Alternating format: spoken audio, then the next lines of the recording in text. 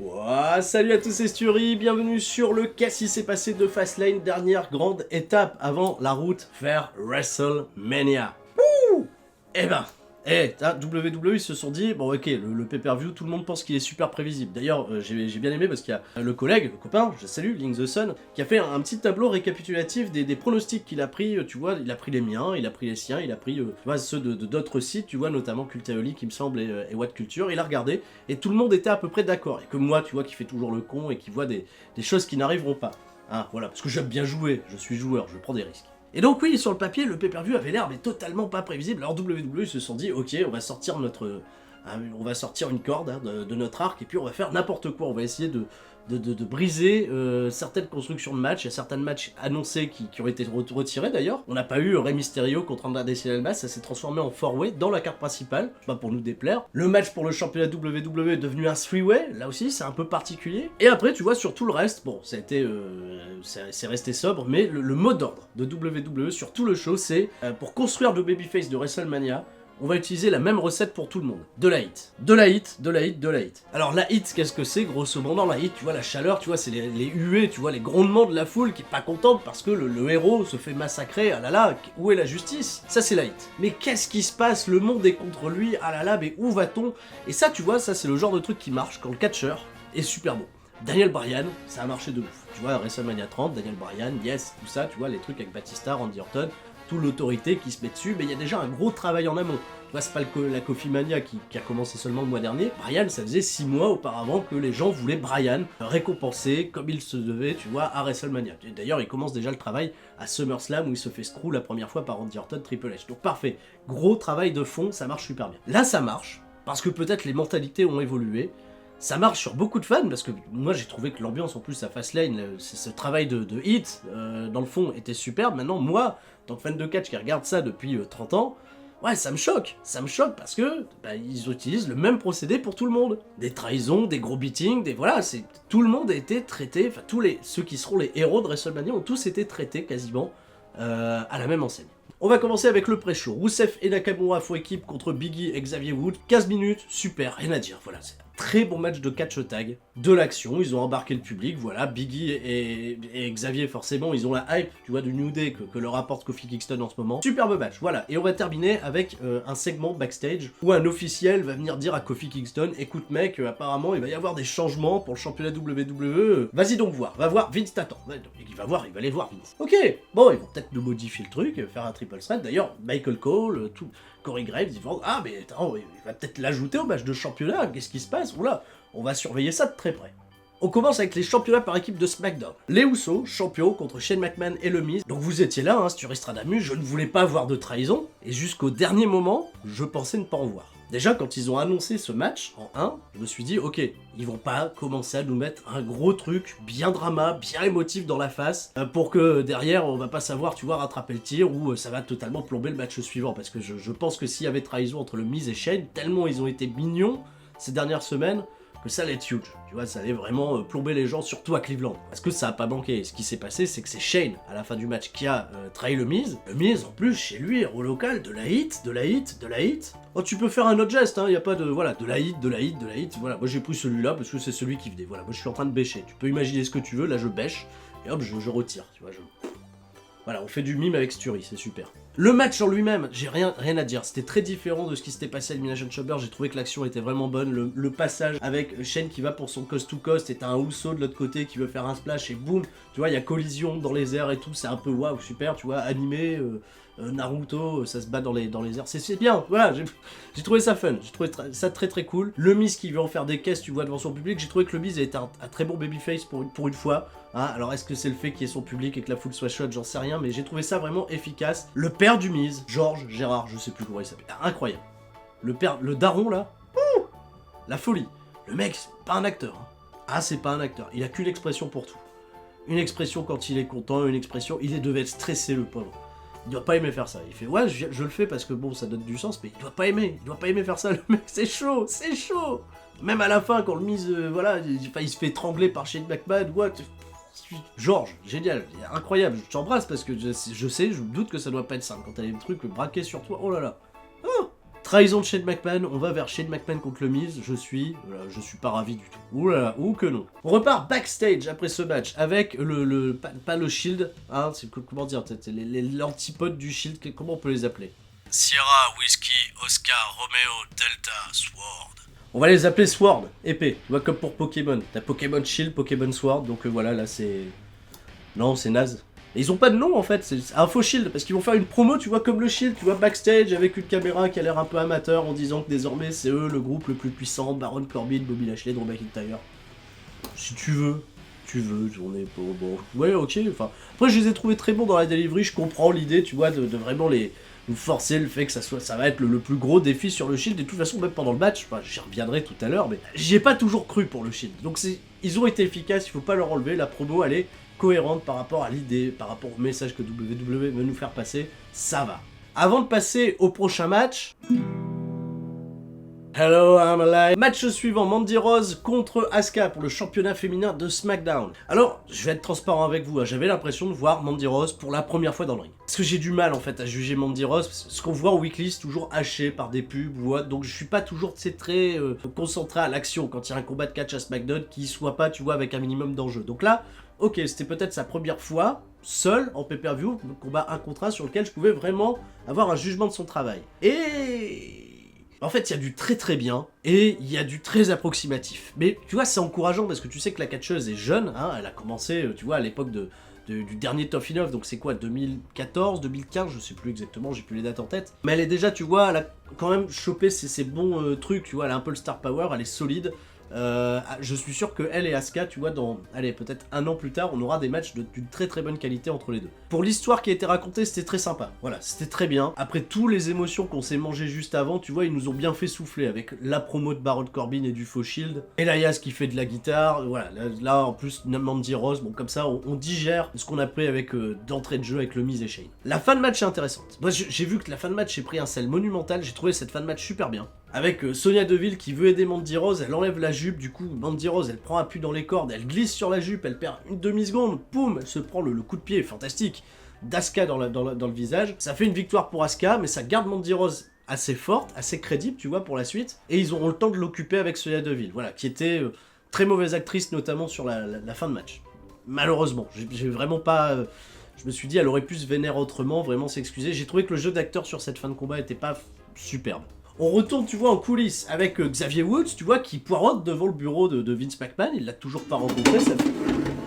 Et Elias qui se manifeste. Oui, ils entrent pour lui, tu vois, les mecs s'en gênent, ils entrent dans le bureau de Vince McMahon, et Vince McMahon il fait, bah non, c'est moi qui l'attends, etc. Donc, tu vois, il y a incompréhension, on sent que le message ne passe pas. Et de ce fait, Xavier et Biggie font un peu les porte-parole pour Kofi, voilà, mais donnez-lui sa chance, ça fait 11 ans qu'il attend, et Kofi est un peu timide, tu vois, tu sens que c'est le mec qui travaille bien, mais qui va jamais aller voir son patron pour lui demander une augmentation, tu vois, il est un petit peu celui qui se fait un peu marcher sur les pieds. Il est un peu trop gentil, tu vois, c'est peut-être pour ça d'ailleurs qu'il y a cette bonne connexion qui se fait avec le public. Alors je sais pas si c'est volontaire de l'écrire comme ça, mais je trouve pas ça inintelligent, je trouve ça plutôt chouette. Parce que c'est une fois qu'il est en place sur le terrain qu'il va faire ses preuves, c'est pas un mec, tu vois, c'est pas un opportuniste, c'est quelqu'un de gentil finalement. Vince McMahon, tu vois, alors lui, alors là par contre, là, sommet de la chaîne alimentaire, hein, Vince McMahon, s'il peut faire un petit coup, puis écraser les plus faibles, parce que c'est là, tout l'idée elle est là, s'il va voir de ce fait la gentillesse de Kofi Kingston, il va faire ok, le match de championnat sera un triple threat, hein, et toi tu vas au ring tout de suite, le New Day par contre vous y allez pas, hein, c'est Kofi tout seul, et Kofi va au ring. Les gens sont contents, yes, etc, on va avoir le match de championnat maintenant avec Kofi Kingston, oh là là, et en fait non, il va au ring et on annonce, il y a un cheveu dans la soupe, expression de 1837, c'est The Bar qui vient, et en fait c'est un match handicap où The Bar sont à deux ensemble dans le ring, donc c'est un gros massacre, et de la hit sur Kofi Kingston, qui jamais va être le héros, tu vois, qui revient, il va avoir un léger comeback, et c'est très très court, tu vois, c'est juste une grosse victoire, 2 contre 1, clean. Alors le New Day a essayé d'intervenir, mais Rusev et Nakamura les ont attaqués dans le dos, ça fait plus ou moins de sens, enfin bref, et puis bim, voilà, on a Kofi Kingston au sol, et voilà, il a été... Et les gens bouent, tu vois, we want Kofi, ça se ressentira pour le match de championnat qui arrivera un peu plus tard. Mais on y arrivera. De la hit. Hello, I'm alive. Triple Threat Tag Team Match pour les championnats par équipe de Raw avec le Revival qui ont une entrée, ils sont même rentrés les derniers, ils ont été respectés. Aleister Black, Ricochet, Chad Gable, Bobby Roode. Bon, et 10 minutes, action non-stop, des spots, voilà, c'est bien. En plus, ça a commencé un peu tranquillement, tu vois, jusqu'à ce qu'il y ait le premier hot tag qui commence à amener le chaos dans le ring. C'est super, voilà, c'est super, 10 minutes de l'action, de la mid-card, voilà, soyez pas déçus de voir Aleister Black et Ricochet dans la mid-card, c'est super, de la mid-card de qualité avec 6 catcheurs de grande qualité, ça me va très bien, ça me fait passer un super moment, voilà, et victoire du Revival à la fin, j'ai RAS, rien à dire, superbe match, un bon 3,5 avec de l'intensité, du spot, c'est parfait, voilà, et voilà, juste un détail, la fin de match, où ils ont quand même forcé le tir, le Revival gagne, mais il va falloir quand même que Aleister Black et Ricochet, ils aient leur moment, tu vois, ils fassent quand même leur finish, les 630 et tout ça, donc pour moi c'était pas nécessaire, tu vois, ça enlève un peu de la sublime à la grosse victoire du Revival à la fin, qui a un aftermatch qui fait pas beaucoup de sens, vous avez perdu les mecs, vous avez pas besoin, tu vois, de vous montrer vénère ou de continuer d'aller sur de la physicalité, c'était vraiment purement gratuit, gros fanservice, m'a un poil dérangé. Alors non, en fait c'est même pas ça, c'est Bobby Roode le premier à être physique, c'est Bobby Roode le premier à être frustré, bon en fait non, c'est pas. C'est Bobby Roode le premier, ça peut faire sens. Voilà, j'enlève ce que j'ai dit. Je vais même pas l'éditer, mais vous comprenez mon idée. Alors on vient de prendre de la très très bonne action dans le visage, on va continuer avec de la grosse action, c'est l'heure du four-way pour le titre des États-Unis et là c'est un gros RAS aussi parce qu'on a encore une fois 10 grosses minutes de bonne action dans le ring. R-Truth qui a jamais cherché à faire le con en fait, à part voilà sa petite imitation de John Cena, mais ça c'est rentré un peu dans le personnage, mais il va jamais chercher à être ridicule, il va être au niveau, tu vois, des trois autres mecs qui sont des gros workers hein, quand même, tu vois, Andrade, Rey Mysterio, Samoa Joe, c'est costaud, c'est très très bien, ça fonctionne super bien, en plus ils ont chopé tous ensemble à force de se côtoyer une chimie dans le ring qui est très intéressante, et R-Truth va bien coller à l'idée, un chouette championnat des États-Unis qui a l'air en plus, tu vois, c'est ça qui me fait plaisir de pas être une serpillière sur le coup parce que ça fait une victoire très forte pour Samoa Joe. Le titre est respecté, je trouve qu'à ce moment-là, il va être peut-être bien plus respecté que le championnat intercontinental de Raw. Pas spoiler Raw, on en parle dans 3CFM. Parce que déjà, le championnat des États-Unis, il est présent, tu vois, il est présent, pay-per-view, intercontinental, il y est pas. Damn! RAS, victoire de Samoa Joe qui sort plus fort du match que lorsqu'il est rentré. Donc c'est parfait, superbe opération et encore une fois, ce que j'aime chez WWE, c'est cette mid-card qui peut être très solide par moment et on est vraiment sur un très bon fastlane jusqu'à présent, c'est chouette. Allez, Bayley et Sasha Banks défendent les championnats par équipe contre Tamina et Nia Jax. Je m'attends à prendre du sel tout de suite, voilà, je ferme la veste. Mais j'ai vraiment beaucoup aimé le travail de Tamina et de Nia Jax sur ce match.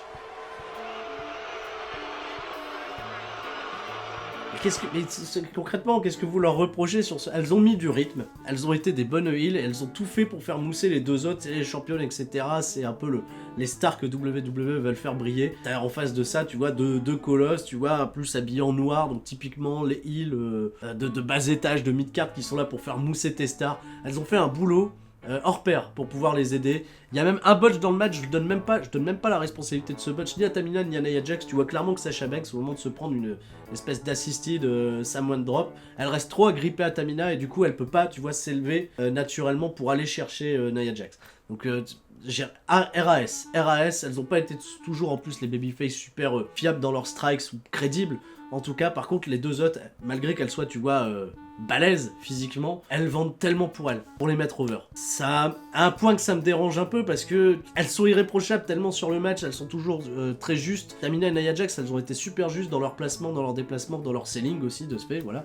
Mais c'est un peu trop, tu vois. Pour moi, c'est un peu trop et j'ai pas... Si je voulais avoir vraiment le match David contre Goliath que j'attendais, on l'a eu à aucun moment. Genre Sasha Banks, Bayley... Aujourd'hui, dans l'idée de WWE, c'est normal qu'elle fasse face, qu'elle fasse jeu égal, même jeu supérieur, rien à foutre, avec Tamina Nia Jax.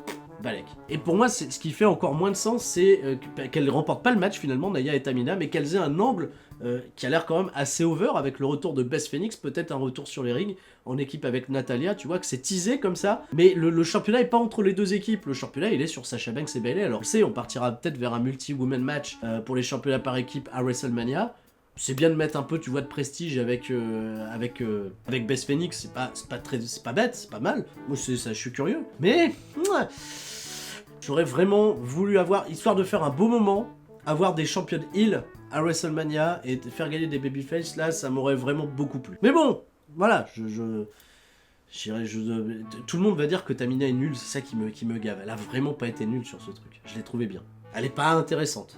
Ça, je suis d'accord avec vous. C'est pas, oula, je vais acheter un t-shirt de Tamina parce qu'elle m'envoie du rêve. Mais par contre, voilà, je le dis aussi avec mes yeux de mec qui a été sur le ring, what, pour mettre over son adversaire, elle a été fantastique. Elle a été superbe. Championnat de WWE à présent, Kevin Owens contre Daniel Bryan. C'est annoncé un triple threat match. Et qui sera le troisième? Et bah non, c'est pas Kofi Kingston, c'est Mustafa Ali. Alors, bon, t'as l'impression que c'était se tirer une immense balle dans le pied parce que les gens ont réclamé Kofi pendant tout le match. Le pauvre Mustafa Ali était dans la même position que Rey Mysterio, je crois que c'est au Rumble 2014, où tout le monde s'attend à ce que ça soit Bryan qui vienne, et non, en fait, c'est Mysterio. Ah!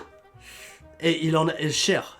Très très cher. Il a pris tellement cher, le pauvre. Ah, c'est pas justifié. C'est-à-dire que, en fait, il a démarré, Mustafa Ali, dans ce match, il a démarré avec une hit involontaire sur sa gueule, et il a réussi par son catch, parce que le match, après, voilà, le match, il est fantastique, vous vous en doutez bien. Il a réussi par son catch, tu vois, à convaincre les gens et à les faire rattacher à lui. Mais ça m'a vraiment fait mal au cœur pour les trois mecs qui sont trois incroyables catcheurs, de voir en fait leur travail, tu vois, saboté par cette Kofi Mania qui est géniale. Enfin, c'est un sabotage ou non, parce que moi je suis très investi dans le projet Kofi Kingston, mais c'est un peu maladroit, tu vois, justement de tirer des balles dans le pied de Mustafa Ali, de Kevin Owens, qui vont être utilisés en fait dans l'histoire vraiment comme des pions, qui n'auront pas réussi à battre Daniel Bryan. Dans, encore une fois, je le rappelle, un superbe match, il y a des spots, c'est la folie. Et j'aurais voulu voir Kofi Kingston venir à la fin du match, même si c'était pour se reprendre une déculottée derrière. Je pense que les gens s'attendaient à le revoir à la fin. On l'a pas eu. Et mardi, il va venir... on va encore lui mettre 60 000 bâtons dans les roues, de la hit. Bon, voilà, ça va être comme ça. Bon, super match, voilà, RAS, j'ai vraiment beaucoup aimé. Qu'est-ce qu'ils vont faire de Mustafa Ali, de Kevin Owens aux portes de WrestleMania? Parce que, voilà, avoir été d'aussi bons soldats, là encore, j'espère qu'ils auront une petite cerise. Ils auront quand même quelque chose, tu vois, pour être récompensés de ce travail volontaire de mise en retrait, tout en donnant énormément de leur personne pour construire Kofi Kingston. En tout cas, Kofi, je pense, aura une pièce à leur rendre à un moment. WWE, démerdez-vous backstage, mais... Et voilà, superbe. Enfin, bravo Kevin Owens, Mustafa Ali, parce que ils étaient pas dans une position très très simple sur ce match. Becky Lynch contre Charlotte Flair, je vous le disais dans le Suristradamus que c'était le match qui me hypait le moins, et je pense que là-dessus je me tromperai pas si je vous dis que c'est le moins bon match de la soirée. Vraiment. Aïe. Qu'est-ce que c'était compliqué déjà, je me suis dit, oula, quel overbooking ils vont nous sortir pour essayer de nous donner l'impression que Becky Lynch peut s'en sortir à la régulière contre une Charlotte Flair alors qu'elle est sur une jambe. Ils ont été super lazy, super feignants sur le booking en fait. Bon, c'est un gros beating, voilà. Les gens sont derrière Becky Lynch, mais tu sens que le truc c'est moins qu'au début, tu vois, que ça a baissé, ça a vachement perdu en intensité. Ronda Rousey va se pointer, elle va respecter son script, elle va mettre une baigne, en fait, pendant qu'elle est elle est dans une prise de soumission, enfin, elle est dans le figure 4 leg lock de Charlotte Flair, Becky Lynch, elle va taper Becky Lynch, et forcément, l'arbitre va disqualifier Charlotte, et Becky Lynch va gagner le match, et se retrouver dans le main event de WrestleMania, voilà, c'est tout. C'est juste ça, voilà. C'est tout ça pour ça, quoi. Tout ça pour ça, voilà. Alors que Ronda Rousey, clairement, hein, tu vois, elle va voir Stephanie McMahon les semaines précédentes en lui disant « Oui, mais moi ce que je veux, c'est que tu mettes Becky dans le match. Moi je veux affronter Becky, Non, t'affronteras pas Becky, elle se comporte mal, tout ça, voilà. Alors, bah si tu veux l'affronter, tu bats Charlotte Flair et tu mérites ta place. Qu'est-ce qu'elle a mérité, franchement, Becky Lynch, sur ce match? Qu'est-ce qu'elle mérite? Elle mérite rien. Elle mérite pas sa place dans WrestleMania. Enfin, elle l'a mérité en fait avant en remportant le Royal Rumble. Ça, on est d'accord, on va pas lui enlever. Mais dans l'idée de WWE, il fallait qu'elle mérite sa place et il fallait qu'elle batte Charlotte Flair. Elle a battu? Bah, pas battu, rien du tout. Puis même, je vous le disais, pour Charlotte Flair, c'était même plus intéressant pour elle d'avoir Becky Lynch dans le match. Ils vont avoir je sais pas moi, la pauvre Becky Lynch, elle est sur une jambe. De la hit, on tape sur ton babyface, voilà. Moi, voir Becky Lynch arriver à WrestleMania avec une jambe en moins, un bras en moins, parce que Ronda, elle lui en met aussi sur le bras, tu vois, et puis ça m'intéresse pas, moi je voulais la voir, tu vois, à 100% dans le match, que ce soit un triple threat ou un match, voilà, j'aurais voulu la voir à 100%, après, bon, je sais pas, là, il reste 3 grosses semaines pour arriver à WrestleMania, ils vont peut-être nous sortir Becky Lynch des écrans, pour nous dire, elle s'entraîne, voilà, elle relève de la fonte, elle fait des opérations chirurgicales qui vont super vite avec des lasers ou autre, elle a mangé un senzu, elle va être à 100%, ils vont peut-être faire ça, mais si je la vois arriver en Jackson, Florida, pour ceux qui ont la référence de la Dragon Gate, avec une béquille, dévaler la rampe de WrestleMania et aller à son match, c'est le main event. Sérieux? Bon. Donc voilà, vous connaissez l'issue et vous connaissez mon avis là-dessus. Pas bien. Pas bien. Hello, I'm Elias. Allez, dernier match, le Shield contre le Sword. Voilà, j'aime bien, le Sword, c'est bien. Et j'ai adoré ce match, j'ai trouvé ça génial. J'ai trouvé, il y a une ambiance et un rythme sur ce match qui était fantastique. J'ai vraiment beaucoup aimé ce 3 contre 3 final. On pourra dire ce qu'on veut, hein, de Baron Corbin, de McIntyre, de Bobby Lashley. Ils ont fait un taf fantastique pour mettre over leurs adversaires. Et voilà, la chimie entre le Shield a toujours été très forte. C'est pour ça que ce groupe, même quand ils étaient heal, a vraiment eu beaucoup de succès auprès des gens. C'est que sur ces matchs 3 contre 3, sur ces 6-man tag team, ils apportaient un rythme vraiment très différent qui était encore là jusqu'à présent jamais vu chez WWE. Et ça a été voilà, une petite révolution déjà il y a quelques années de ça quand le groupe s'était formé. Et tous ces éléments-là, on les a retrouvés. Et enfin, Michael Cole, qui a fait un super taf de présentation pendant l'entrée du Shield, bien insisté sur le fait, et ça a été fait, bordel de Dieu, ils ont eu du mal à le sortir, mais Dean Ambrose quittera WWE après WrestleMania. Voilà, ça a été dit, ça a permis, tu vois, à Corey Graves de surenchère en disant « Ouais, mais attention, Dean Ambrose, dans ce match... il va peut-être être faible parce qu'on l'a déjà vu trahir Seth Rollins, Rollins il va être concentré à WrestleMania, est-ce que Roman Reigns a 100% de ses moyens ?» Ils ont réussi à faire un super travail, tu vois, d'emphase sur le match pour nous y investir. Et là-dessus, voilà, impeccable, parfait, rien à dire. Tu sens vraiment que, voilà, dès qu'il y a Roman Reigns, de toute façon, qui est impliqué dans quelque chose, là, ça les intéresse et tout l'univers WWE, tout change. Le match, il est super. Reigns déborde de charisme, c'est fou, il fait du bien. On est content de le revoir à cette position-là, avec le Shield qui l'entoure, et puis là, voilà, c'est admis. Il n'y a plus des gens qui font les malins, qui font boue, etc. Il est super over, il est super bon, enfin bref, il est, comme je te dis, il est majestueux, t'as l'impression de voir Kazuchika Okada, et j'ai plus maintenant envie de dire que quand je vois Kazuchika Okada, je vois Roman Reigns, tu vois, c'est lui, c'est le grand chien, quoi. Super le grand yinche, parfait, j'adorais. Et je vais insister là-dessus, je m'en fous, je vais encore me passer pour le mec qui lui cherche des excuses, what, je n'ai rien à redire, et j'espère que vous non plus, sur l'immense travail de Baron Corbin sur ce match, je l'ai trouvé fantastique. C'est de lui, c'est très loin, c'est de très très loin, lui, le leader du truc. C'est génial. En termes de présence, d'attitude, il met une claque, tu vois, à Drew McIntyre et à Bobby Lashley parce que il a été construit comme ça, comme le leader du clan, mais il est super, tu vois. On sent que c'est vraiment le gros heel machiavélique, tu vois, un peu, qui a essayé de profiter, tu vois, d'un certain pouvoir. Alors ok, il est écrit de manière incohérente, mais par contre son in-ring et tout ce qu'il a apporté dans ce match, voilà, ça a été que du plaisir. Merci Baron Corbin, et tant pis pour le sel encore, vous allez me jeter. Je l'ai trouvé fantastique dans ce rôle-là, et tout le moment est super beau, où il y a les câlins à la fin, les moments... Voilà, victoire du grand yinche, tout ça, ça fait plaisir. Super victoire du Shield, qui termine ce pay-per-view Fastlane, tu vois, sur une superbe note. Il y a eu des inégalités, il y a eu des choix très surprenants en termes d'écriture, mais voilà, ils ont pris des risques, ils ont joué la carte de la surprise. Et ça fait, voilà, plusieurs, désormais, événements WWE que je me régale sur les pay-per-views. J'apprécie de moins en moins les weekly, notamment ceux du côté de Raw. Je trouve qu'en termes d'écriture, ils font tellement pas d'efforts pour certaines superstars et qu'ils ont des méthodes par moments très très vieilles pour essayer, tu vois, de nous investir dans des histoires, dans des programmes qui sont en plus censés être les trucs les plus intéressants de leur carte. Et quelque part, mais tant mieux, heureusement qu'ils ont le meilleur roster de tous les temps, avec des mecs avec des capacités in-ring de fou furieux, parce que, putain, d'un coup, d'un seul, clac, ça rattrape tout, quoi. Ça rattrape toutes ces incohérences, tout ces... Parce que le catch est bon. Le catch a été super bon sur Fastlane. Il a été incroyable, génial. Bon, je sais pas, moi, ce que vous voulez. Est-ce qu'il continue d'écrire des conneries, hein, mais que derrière le catch est bon, voilà, c'est quelque part, qu'est-ce qui est le plus important? Ou alors écrire super bien, mais que derrière le catch soit moins bon? Tout change, tout évolue. Peut-être mon raisonnement est faux, mon raisonnement est vrai, j'en sais rien, je suis peut-être totalement has-been. Quelque part, ça qui est passionnant, c'est pour ça qu'on en discute sur la chaîne C'est Sale Catch et qu'on se retrouvera ce soir dans C'est Sale Catch FM pour en parler avec vous, avec Ludivine, avec Flo. Il y aura le FR Live Show, bien entendu, Norbert et Rabi vont revenir également sur Fastlane. On va parler de la New Japan Cup aussi, parce que là c'est très intéressant de la manière dont les choses sont construites et peut-être dans la manière dont les choses sont un tantinet prévisibles. Je vous fais des gros bisous à tous et je vous dis à la prochaine. Mon t-shirt ne vient pas de chez Flock. Ciao, bye bye.